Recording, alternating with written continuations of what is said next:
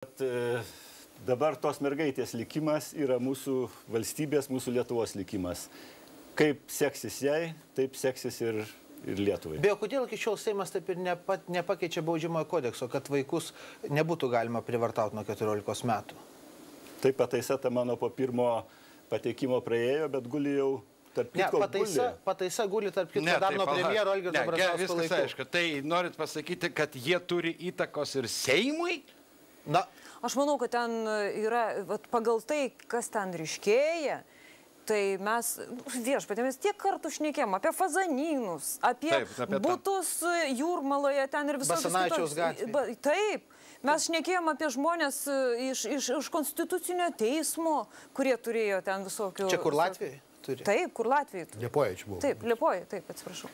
Tai yra, tos informacijos yra, reikia nueiti pa žmonės ir pritaikyti jiems tos pačius metodus, kurie buvo pritaikyti, kaip Venckienė terorizavo. Bet Rūta, Lietuvoje pedofilų tinklo nėra. Ne, ir mafijos nebuvo. Kažkas turi priversti teisėsaugą dirbti. Tai kas? Visuomenė, politikai, prezidentė. Čia yra mūsų valstybė. Mes esam bendrininkai šitų visų veikėjų. Netiki žmonės, kad bus atskleistas pedofilų tinklas Lietuvoje. Netiki. Ir teisingai, kad netiki. Vadinasi, netiki ir mumis. Netiki jumis. Kad jumis netiki. Tai dar pati mažiausia, gerbiamo Sauliau, bėda.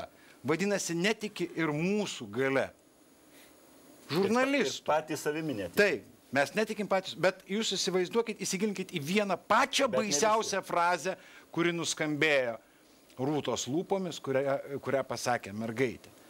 Jeigu nebus, kai nebus tėčio, kai nebus tetos ar senelių, kas mane tokią paims? Yra vienas apkūnus, tamsiaplaukis, besišypsantis visą laiką ir žiūrintis su neperšaunama liemene štai taip pro langą, neva jį visą laiką kas nors sektų.